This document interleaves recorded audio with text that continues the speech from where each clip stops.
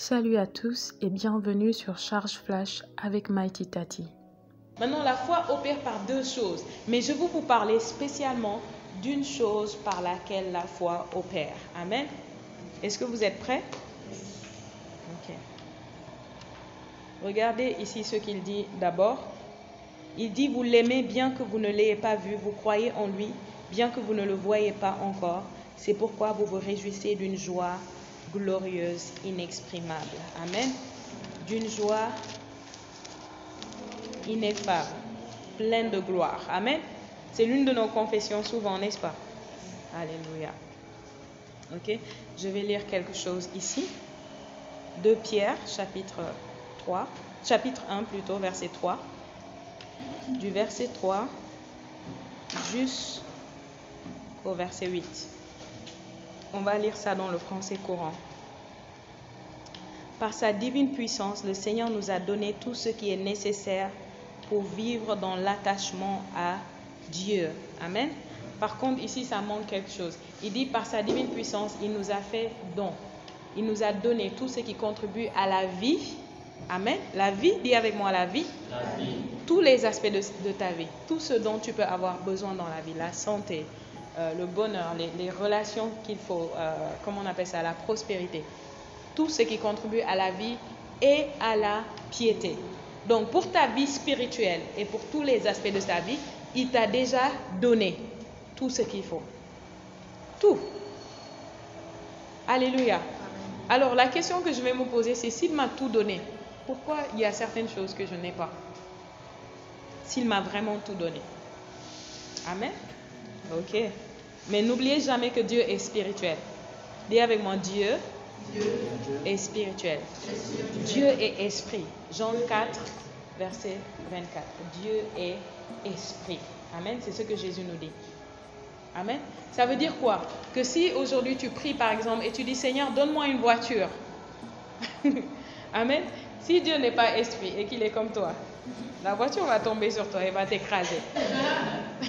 Amen. Mais Dieu, merci, Dieu est esprit.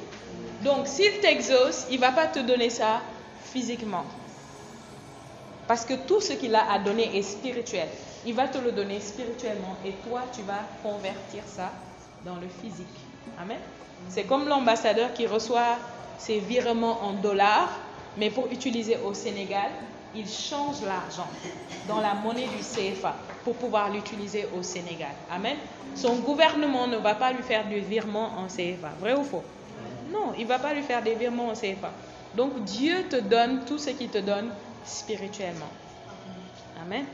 Donc tout ce qui contribue à la vie et à la piété. Il nous a fait connaître celui qui nous a appelés à participer à sa propre gloire et à son œuvre merveilleuse.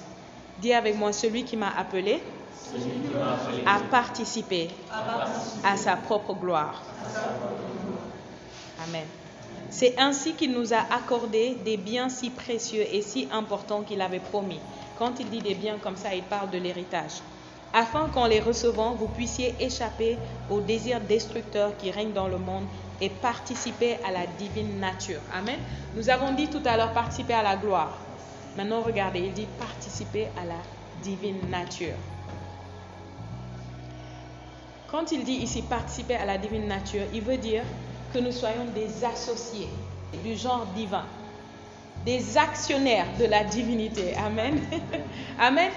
La divinité t'a pris et t'a donné part à la divinité. Dieu t'a pris et t'a donné part de lui-même. Donc tu es participant à la nature divine. Tu es un associé du genre divin. C'est quoi des associés? Merci.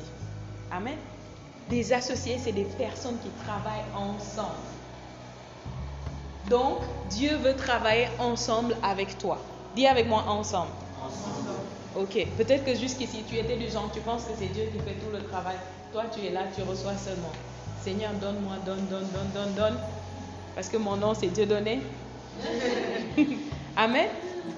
Mais Dieu te dit qu'il a fait de toi un associé. Il veut que vous travaillez ensemble. Il fait sa part et tu fais ta part. Comme ça, quand la gloire vient aussi, vous partagez la gloire. Alléluia. Tu as tes actions, il a ses actions. Quand vous faites des bénéfices, tu as tes dividendes. Alléluia. Pour cette raison même, faites tous vos efforts. Dis avec moi, tous vos efforts. Tous vos efforts. Il a dit, fais tous tes efforts. Amen. Je vais lire la suite. Quand vous entendez Dieu dire, fais tous tes efforts, prêtez attention de quoi est-ce qu'il parle. Il ne va pas dire ici, fais tous tes efforts pour gagner de l'argent. Il ne va pas dire, fais tous tes efforts pour obtenir un bon emploi. Il ne va pas dire, fais tous tes efforts pour obtenir un doctorat, un master, tous les diplômes que tu peux dans tous les domaines. Ce n'est pas ce qu'il a dit, ok? Ce n'est pas mauvais toutes ces choses, mais ce n'est pas ce qu'il va dire. Il a dit, faites tous vos efforts pour ajouter à votre foi. Ajouter à votre foi. Dis avec moi, ajouter à la foi. Ok. Il va dire, tu ajoutes à ta foi et il va te montrer d'autres choses que tu vas ajouter. Amen. Et à la fin, au verset 8, le verset 8 est puissant. Il dit, si vous avez ces qualités et si vous les développez. Amen. Dis avec moi, avoir et développer. Est-ce que ça ne vous rappelle pas le Père qui envoie son Fils avec quelque chose pour qu'il revienne multiplier? Il dit, si vous les avez et que vous les développez, amen, elles vous rendront actifs et vous feront progresser dans la connaissance de notre Seigneur Jésus. Alléluia. Amen. Donc, il dit, ajoutez à votre foi. Amen. Ajoutez à votre foi. L'aspect dont je veux vous parler rapidement concernant la foi, c'est la vue, la vision. Dis avec moi la vision. La vision. L'imagination. L'imagination. Regardez, Pierre dit une chose importante ici. Il dit, verset 12, ok, toujours dans le même chapitre, il dit, voilà pourquoi je vous rappellerai toujours ces choses. Ok? Donc, nous ne sommes pas les premiers à répéter les messages. Ok? Il dit, voilà pourquoi, vous lirez avant pour savoir le pourquoi. Ok?